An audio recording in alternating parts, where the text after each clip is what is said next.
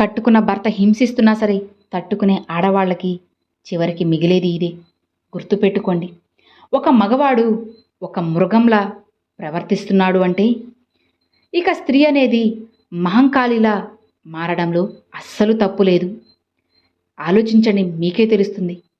ఒక నిజమైన మగవాడు తనంటే అస్సలు ఇష్టం లేని ఆడదాన్ని ఎప్పుడు కూడా అస్సలు ఇబ్బంది పెట్టడు. ఇక మరి ఇష్టపడే ఆడవాళ్ళని మాత్రం ఎన్ని ఇబ్బందులు ఎదురైనా సరే పొరపాటున కూడా ఆమె చెయ్యిని అస్సలు వదిలిపెట్టాడు. ఒక నిజమైన మగవాడి లక్షణం ఏంటో తెలుసా? స్త్రీని వేధించడం, బాధించడం కాదు, ప్రేమతో సాధించుకోవడం. ఇది అసలు సిసలైన లక్షణం. అర్థమవుతుందా? ఇంట్లో ఉన్న అల్లుడు మంచివాడైతే ఇంటికి ఇంకో కొడుకు వచ్చినట్లే కదా. అదే అల్లుడు చెడ్డవాడయ్యి మీ కూతుర్ని ఇబ్బంది పెడుతుంటే ప్రేమగా పెంచుకున్న కూతురు బ్రతికి ఉన్నా మరణించినట్లే కదా. ఆ బాధ అస్సలు చెప్పలేనిది. ఆడపిల్లను వదిలించుకుందామని ఎవరెవరికో ఇచ్చి పెళ్ళిళ్ళు అస్సలు చేయకండి. ఒక్కసారి పెళ్ళైతే మళ్ళీ తిరిగి తీసుకురాలేరు. తన ఇంటికి తానే పరాయి ఆడది అవుతుంది. నిజమే కదా. పుట్టిన ఇంటికే బంధువుగా వచ్చేంత ఘోరమైన పరిస్థితి స్త్రీకి మిగిలింది. అటు అత్తగారిల్లు తన సొంతం కాదు, ఇక ఇటు చూస్తే ఇటు పుట్టిల్లు కూడా తనకి శాశ్వతం కాదు. ఎంత విచిత్రమో చూడండి. కూతురి సంతోషం కోసం కులాన్ని, అలానే మతాన్ని, స్థాయిని వదిలేసిన నాన్నల కంటే నాన్న పరువు కోసం తాలికి తల వంచి కనిపించకుండా ఏడుస్తున్న కూతుర్లు ఎంతోమంది ఉన్నారు ఈ లోకంలో. నిజమే కదా. ఒక్కసారి గుర్తు తెచ్చుకోండి, మీకే తెలుస్తుంది.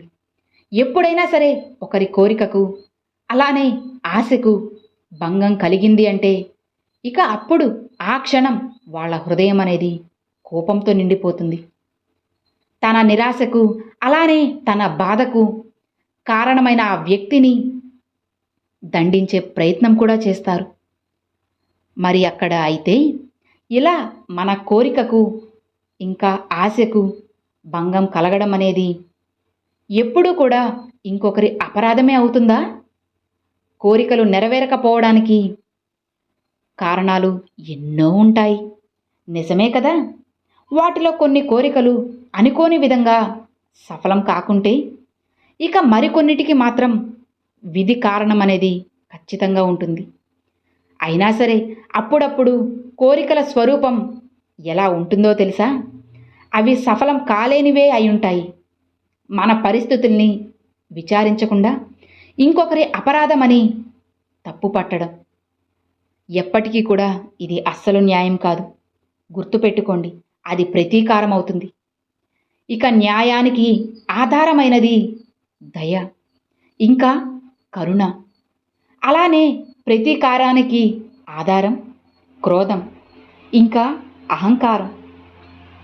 అంటే హృదయంలో కరుణని అలానే ధారణ చేయకుండా ఇంకొకరి అపరాధం గురించి న్యాయ విచారణ చేయడం ఎంతవరకు కరెక్ట్ మీరే చెప్పండి. దానికి వారిని దండించండి. పూర్తిగా ధర్మవిరుద్ధం కాదంటారా? మీరే ఆలోచించండి. దానం ఇవ్వాలి అని నీకు అనిపించినప్పుడల్లా ఇచ్చేసేయండి, తప్పులేదు. కానీ సలహాలు మాత్రం అడిగినప్పుడు మాత్రమే ఇవ్వండి. అప్పుడు కూడా ఆలోచించి ఇవ్వాలి. ఎందుకంటే ఉచిత సలహాలకు ఎవ్వరు కూడా అస్సలు విలువ ఇవ్వరు కాబట్టి. అర్థమైంది కదా. చాలా జాగ్రత్తగా ఉండండి. నువ్వు ప్రేమించడం గొప్పేం కాదు. అదే విడిపోతే అన్నీ తట్టుకొని మరీ నిలబడడమే గొప్ప. అంటే ఇప్పుడు మీతో ఉండేవాళ్ళు ఎప్పుడూ కూడా మీతోనే శాశ్వతంగా ఉండేవాళ్ళు అని అనుకుంటే అది ఖచ్చితంగా కూడా మీ పొరపాటే అవుతుంది. నిజమే కదా. ఈ లోకంలో ఎవరు ఉన్నా లేకపోయినా సరే నీకంటూ కొన్ని విడిపించుకోలేని బాధ్యతలున్నాయి. నిజమేనా? ప్రేమలో బాధ్యత ఉంటుందో లేదో తెలియదు, కానీ బాధ్యతలో మాత్రం ఖచ్చితంగా ప్రేమ అనేది దాగి ఉంటుంది. అందుకే వివాహమైన కొత్తలో మా అమ్మాయిని చూసుకునే పూర్తి బాధ్యతను మీపైనే పెడుతున్నానయ్యా అంటారు. గుర్తుంచుకోండి, మీరు ఆ బాధ్యతల్ని వదులుకున్న మనిషి దారాన్ని తెంపుకున్న గాలిపటంతో సమానమని మీరు అస్సలు మర్చిపోవద్దు. అర్థమైంది కదా?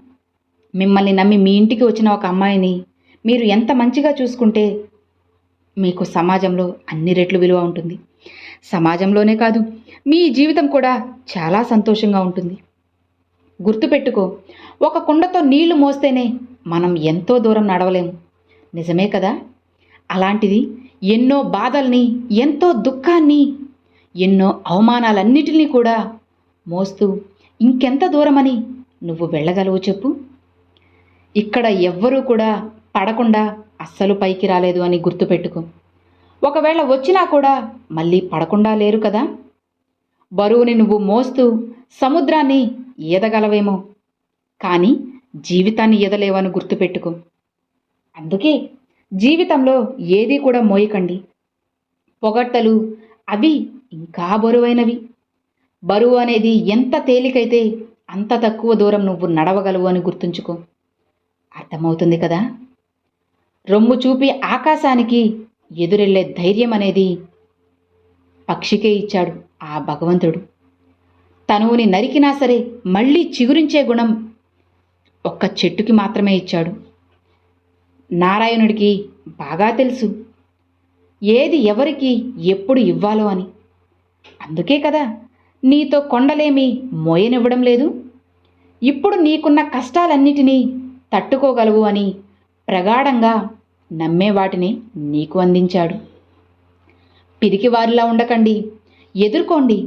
ఎవ్వరికి కూడా అస్సలు లొంగకండి. దేని నుండి కూడా అసలు మీరు తప్పుకోకూడదు. మీ కష్టపడే తత్వం చూసి కష్టానికే కష్టం కలగాలి, అంతలా కష్టపడండి. దేనినైనా సరే ధైర్యంగా ఎదుర్కోండి. మనతో ఉండలేక నటించే వాళ్ళకంటే నటించలేక వదిలి వెళ్ళిన వాళ్ళకే ఎక్కువ కృతజ్ఞతతో ఉండాలి. అర్థమవుతుంది కదా? జాగ్రత్తగా ఉండండి. డబ్బుకు మించిన కోరికలు ఎన్నో ఉన్నా సరే, ఆకలికి మించిన తిండి ఉన్నా సరే అస్సలు నిద్ర పట్టదు. నిజమేనా? అతికించిన కొన్ని రోజులే కదా ఏవైనా సరే అందంగా ఉంటాయి. అది వస్తువులైనా సరే, బంధాలైనా సరే. నిజమే కదా?